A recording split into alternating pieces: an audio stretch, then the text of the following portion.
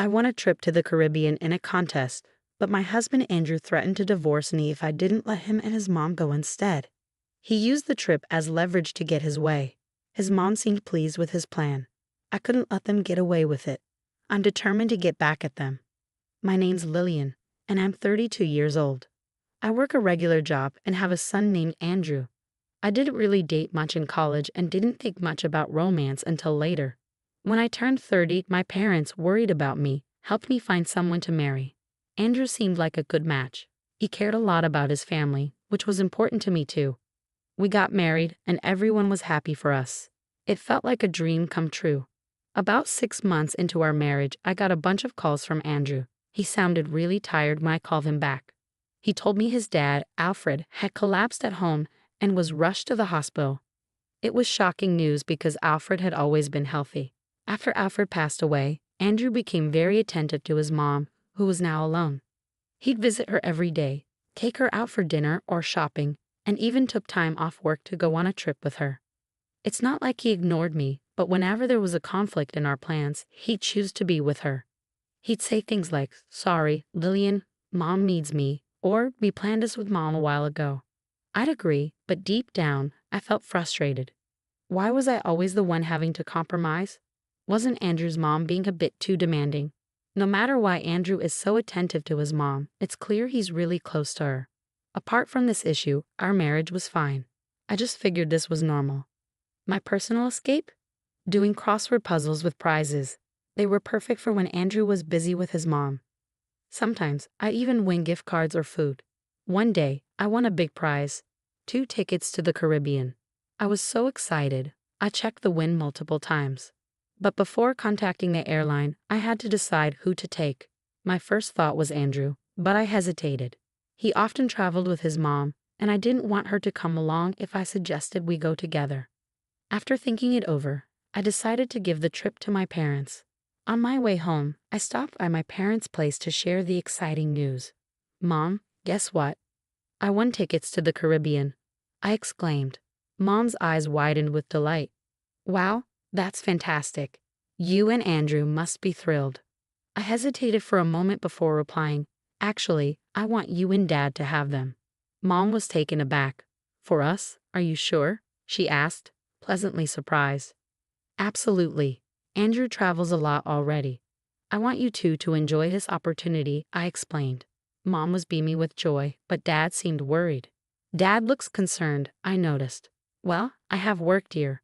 It's a busy time of year for our company, so it's not ideal for me to be away," Dad explained. "That's too bad," I sighed. Then Dad had an idea.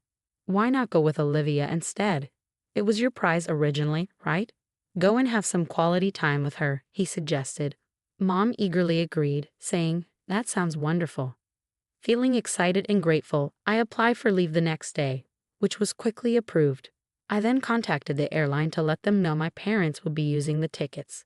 On my way home from work, I stopped by a bookstore and bought a guidebook for the Caribbean trip. It had been ages since Mom and I had traveled together, and I was genuinely thrilled. But when I got home, something unexpected awaited me. "I'm home," I announced as I walked in. Surprised to see the lights on, I assumed Andrew was there. But instead of his shoes, I spotted a familiar pair of women's shoes at the entrance. As I wondered, Matilda emerged from the living room. "Lillian, do you know what time it is?" she scolded. "Oh, Matilda, I didn't realize you were here," I replied. "It's not just about me being here. It's late and Andrew will be back soon," she continued. "I'm sorry, I'll make dinner right away," I apologized. But Matilda didn't stop there. She criticized me for not making the bed and questioned if I took my role as a daughter-in-law seriously. Matilda sighed, blaming my working for the situation. According to her, I should prioritize home over work. She had a key to our place and often dropped by unexpectedly since she lived nearby. Matilda held old-fashioned beliefs about a daughter-in-law's role, expecting me to serve Andrew and the family without question. Her constant criticism made it hard for me to warm up to her. As I unpacked and began making dinner, Matilda suddenly exclaimed, "Wait, what's this, Lillian? Are you planning a trip to the Caribbean?" She had found the guidebook I had just bought. "Matilda, why are you going through my stuff?" I asked, annoyed. "That's not the point. Why are you going to the Caribbean?" she demanded. I won a trip in a contest. I was going to give it to Mom, I explained. I haven't heard anything about this. Why should I? Matilda snapped back. Our argument was interrupted by Andrew's arrival. Matilda quickly told him what she found, pointing at me accusingly. Andrew, listen. Lillian's being thoughtless. Did she do something wrong? She asked. Andrew turned to me, his expression stern. What's going on? He demanded. I won the trip and wanted to give it to my parents. But since Dad can't go, you're going with Mom. I replied calmly. Why did you talk to me about this? It's my prize, Andrew said, looking frustrated. What's the big deal? You always travel with Matilda, I retorted. It's not the same. Mom and I only go on trips within the country. We haven't been abroad in years. How could you decide this without talking to me? Andrew slammed his hand on the table, cutting me off. You're getting too bold for a daughter-in-law. Mom and I are going. You stay home. Mommy, I couldn't hide my disdain at Andrew's childish word choice. Wait a minute. This trip, you've had enough. If you're not happy, let's talk about divorce. Divorce? I couldn't believe what I was hearing. Threatening divorce over something like this seemed absurd to me. Fuming, I shot back. I won this trip fair and square. I've already decided to give it to my own mom. Can't you just pick up on the signals for once? Mom wants to go. When does it end with putting Matilda first? You never think about how I feel. I don't care how you feel. Like I said, this trip is for me and Mommy. Stay home and behave. Andrew insisted coldly. My affection for Andrew was quickly fading. It was clear I ranked lower than Matilda in his eyes. I couldn't keep dealing with their ridiculous dynamic, so I calmly told Andrew, fine, do what you want and enjoy your trip. You should have listened in the first place. Do what you want, Andrew replied dismissively, a far cry from the caring Andrew I once knew. Meanwhile, Matilda looked smug and victorious. I decided to leave the house while they were away on their trip. I resolved to let Andrew and Matilda have their vacation this time. The next day, I called the airline to change the names on the tickets to Andrew and his mom. But the operator sounded worried as they told me, I'm sorry, but once the participants are confirmed, we can't change them. Is that so? I asked, feeling disappointed. Yes. Plus, this ticket requires the actual winner to be one of the travelers.